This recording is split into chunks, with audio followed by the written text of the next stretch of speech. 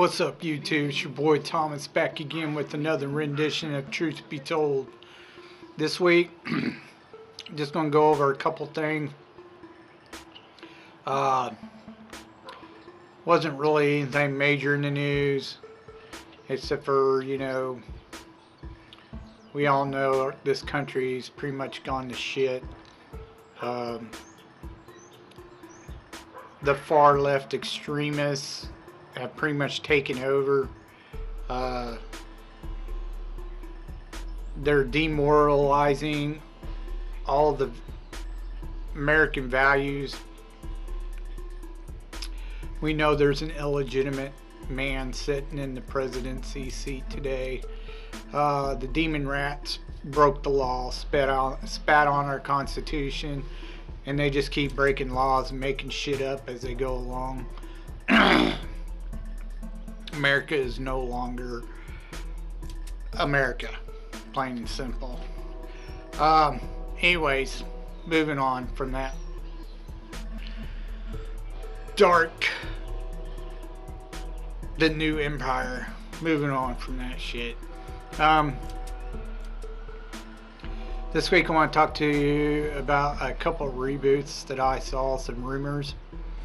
Now I had heard about both of these a while back, but I never did get around to putting them out there for you to see. You may not know about them. The first one is, of course, the classic 80s, An American Werewolf in London. Now first we had this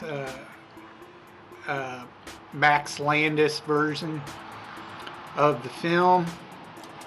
The idea is to take the two guys, and of course we got to go with the stupid ass gender swap and make it two females instead for the remake.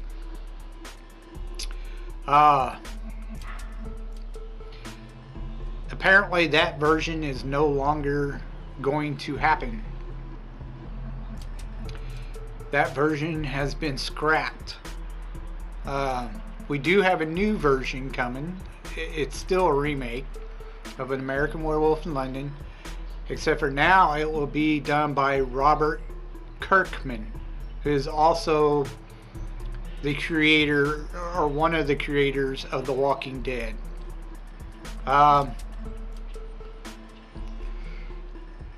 Hopefully he does not keep the gender swap going. Hopefully he does something completely different. We do not need another gender swap movie. It seems a lot of these Hollywood type new writers are extremely lazy. They want to take an old idea, or steal an older idea, and then replace all the characters in the story, which makes no sense. You can't call it a remake or a reboot if you're going to replace everything about the original, except for the title. That's just dumb. But that's what most of them do. Like I said, hopefully Kirkman doesn't do that. We'll see.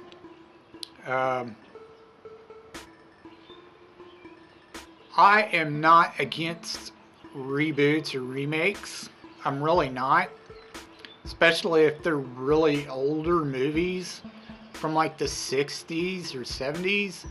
I would totally love to see a remake or a reboot that's done right. Basically, pretty much the same original story, just with different actors.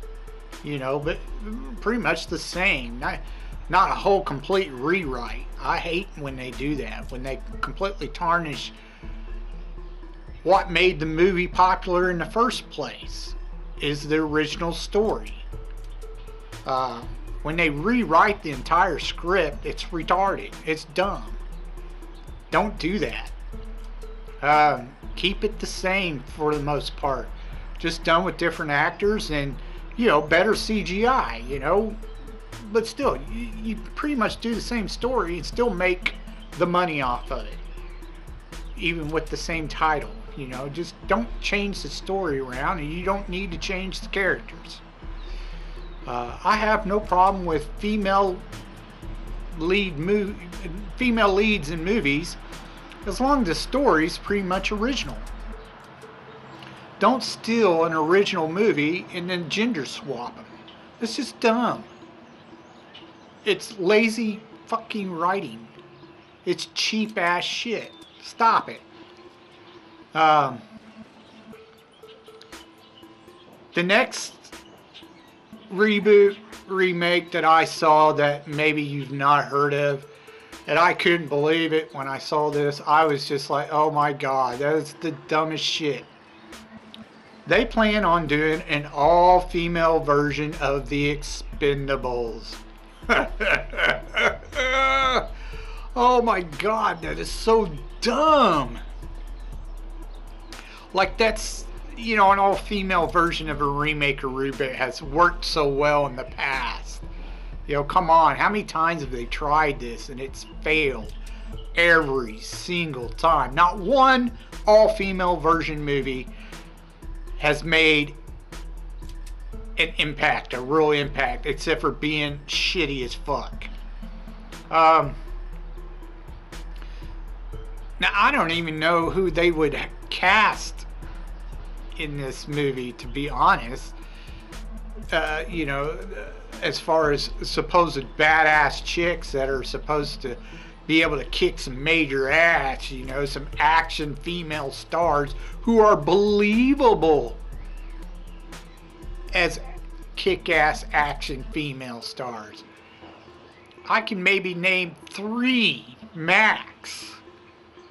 That could possibly be considered believable action female stars. Gina Carano is, of course, one of them. Lucy Liu, maybe? But that's only because she's fairly known as a martial arts action star. Cynthia Rockwell, maybe? But she's gotten fairly old, so I don't know about that. Man, I really don't know. But, I saw some, people trying to cast certain people in this movie, like maybe Johansson, only because she's known as an action star, but even then, she's not really all that believable as a kick-ass action star. I mean, she's got the Avengers under her belt for the most part, and that's about it.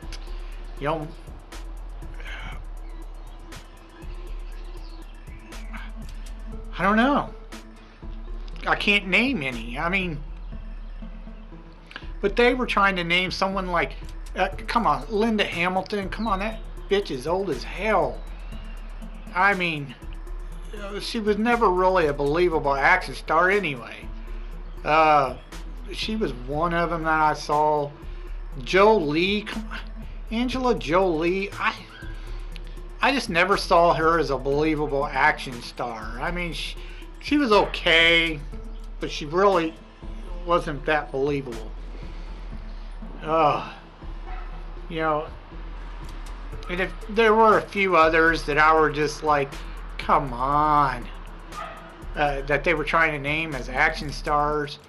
Mila Jovovich, she's known as playing an action star, but again, I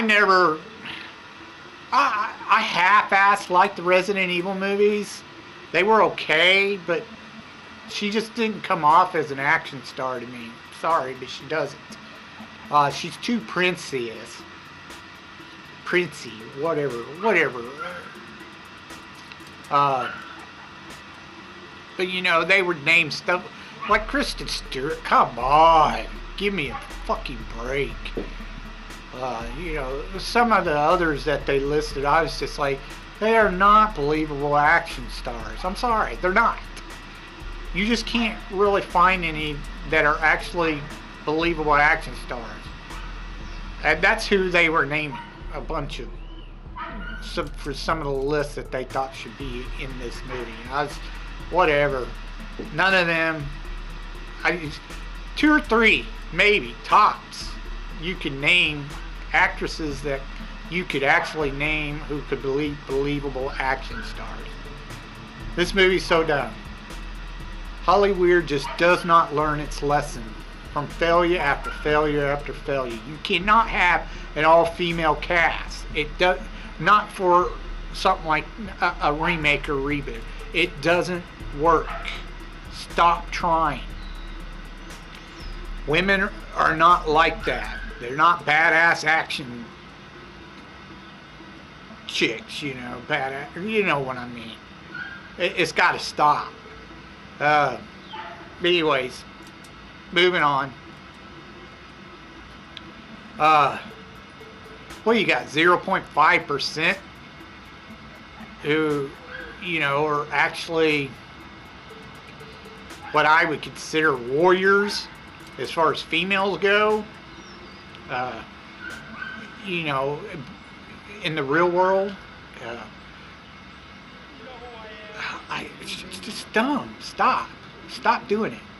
Stop trying to portray like all these women want to be badass, action, kick-ass females, you know, because that's not the way it is in the real world.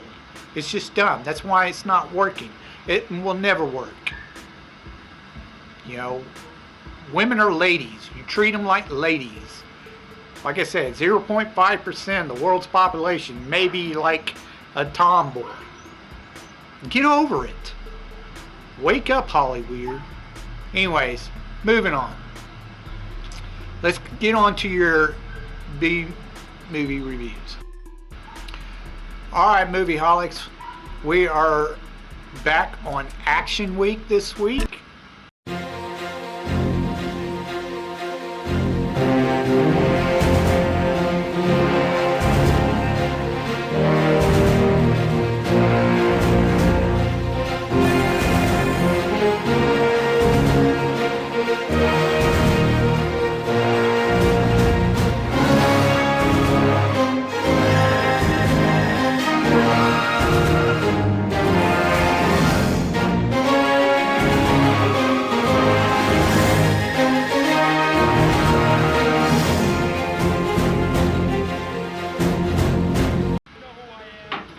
I got 2 war movies to review for you.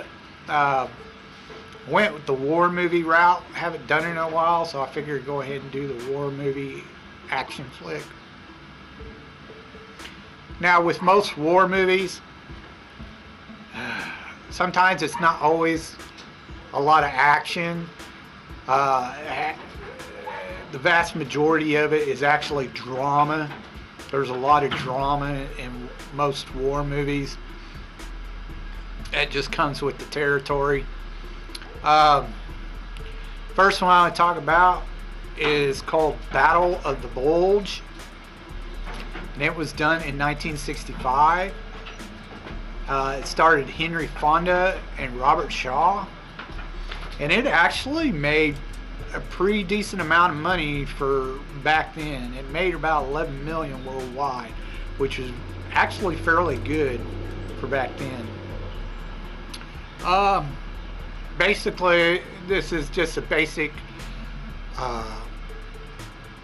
recount of the actual Battle of the Bulge, which took place where Germany was on the brink of defeat.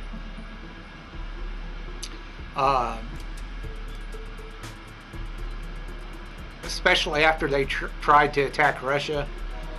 They went to, the whole point of the Battle of the Bulge was to retake and occupy France, to strengthen the borders, or their hold on France, not Hitler's hold on France.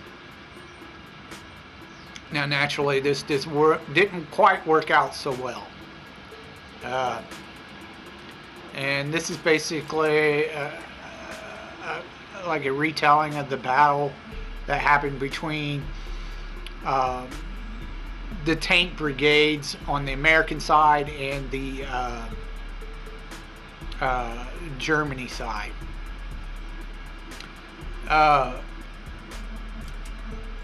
Eventually, the German tank Panzer commander, he eventually gets he's stopped and they're defeated. And they have to make their way back to Nazi Germany. They ran out of fuel. They couldn't make it, and the Americans stopped them. That's pretty much the whole movie. I just kind of do a little details of what went on in between. As far as acting wise, you had some decent actors in this, so the acting wasn't bad. I definitely give it a solid 3.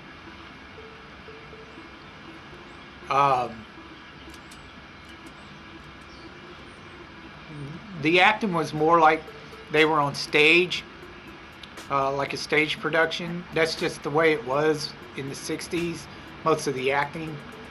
They weren't quite used to the cameras and stuff at such at that time. They were still getting used to them. But the acting was really good.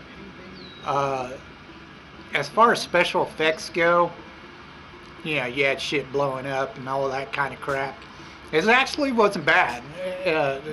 They showed quite a few action scenes in this movie with the tanks and stuff. So, I give it a solid 3 as well.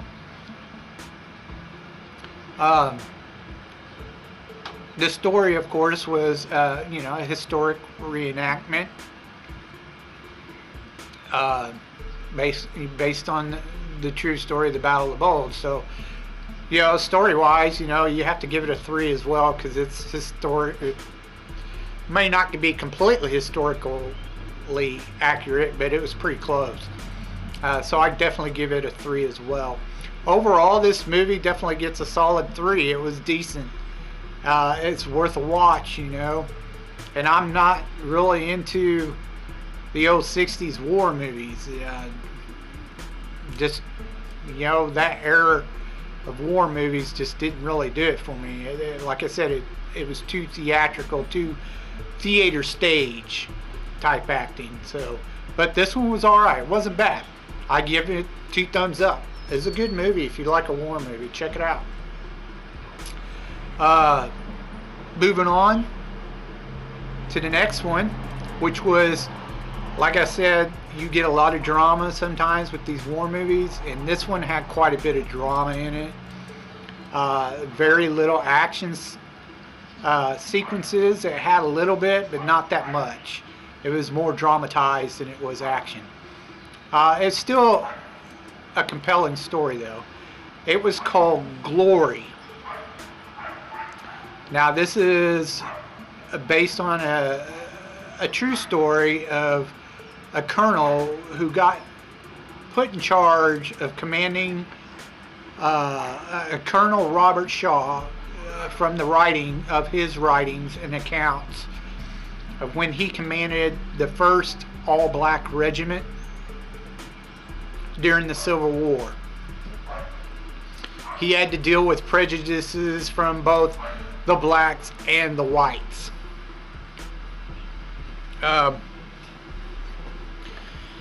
This movie was done in 1989, and overall it made about 26 million worldwide.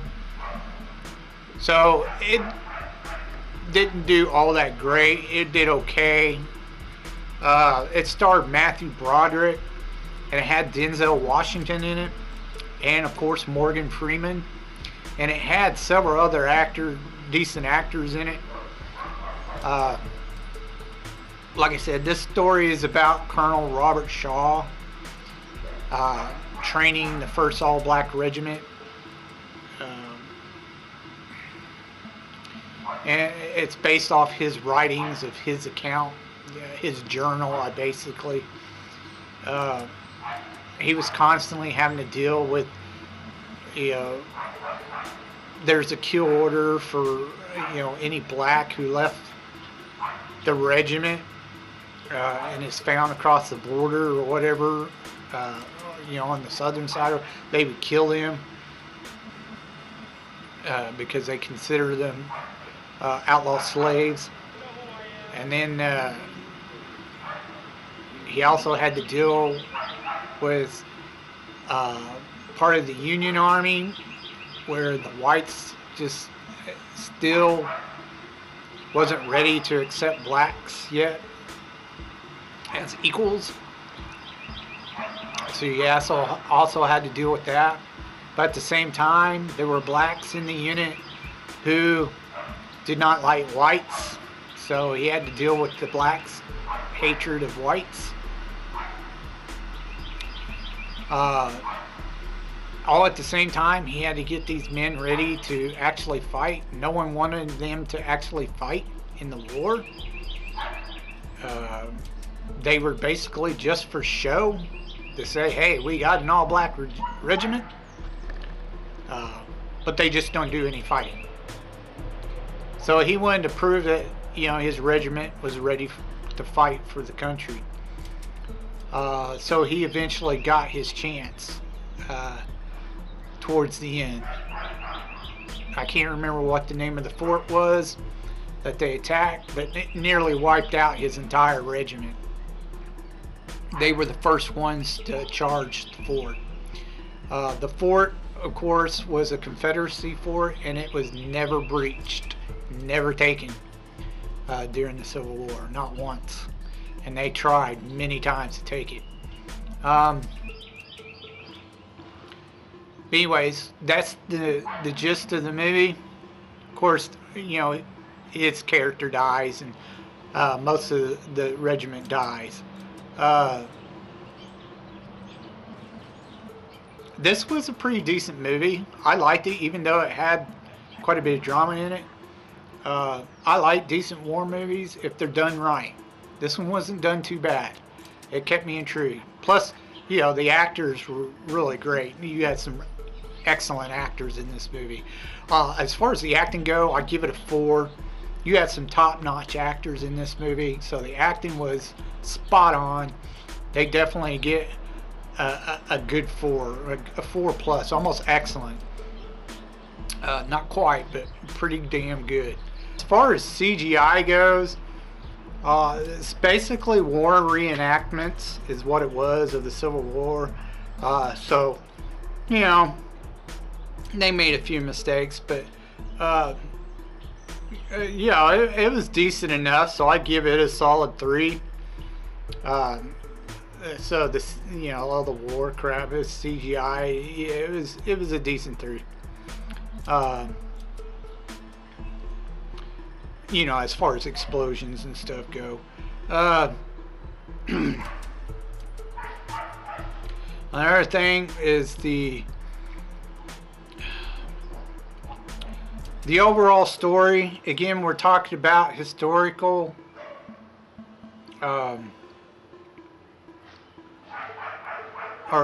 the story-wise, the historical context of the movie is based on, true story. So they probably tried to get it as close as they could. It was a decent story. It wasn't a bad story. So I'll give that a 3. It was all right.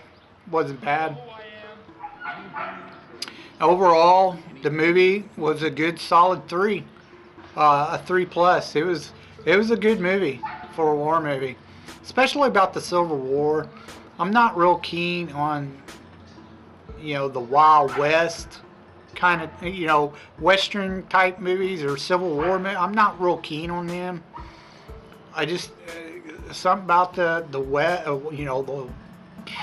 gunslingers and outlaws and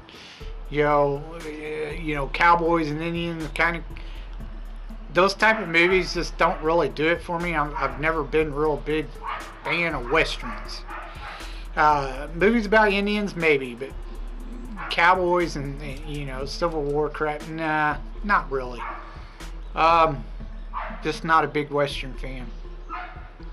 But this movie was decent, so I give it a solid 3 overall, or 3 plus, because it had some really great actors in it. One thing I can say for sure, as far as my last thoughts on this particular type of movie, is there are a ton. At least I know probably at least 9 particular movies about the first all-black squad or some crap like that. What? Not just in war movies, but in other, sports and stuff like that. We have a ton of these movies. But you hardly ever see anything on any other particular race, like Mexican or Indian. Well, about an all-Indian squad or some crap like that. You don't see any historical-based movies mainly about it. I think Wind Talkers, Navajo, helped win the World War II with their code. I think that's about one of the only ones that I know of that speaks of how the Indians helped America. But you'd have a ton of these movies where it's, you have an all-black squad or some crap like that. I'd like to see some other races than just blacks. Nothing against blacks, just there were more than just these type of squads. There was prejudice against Indians all the time. I'm Native American myself, so it really irritates me that they hardly do anything on Native American. There's more than just white and black. There's the red man too. But anyways, that's just my thoughts. That's all I have for you this week. If you have any thoughts of your own about what I said earlier in the video about the remakes or reboots, please leave your thoughts down in the comment section down below. If you have any suggestions of any hidden gems, movies in the past that I might not have ever seen that are actually pretty decent, B movies or underrated movies, please leave your suggestions down in the comments down below, and I'll get to reviewing them as soon as I can. Anyways, that's all I have for you this week. Until next time, I told you you'd be told the truth, and you just been told.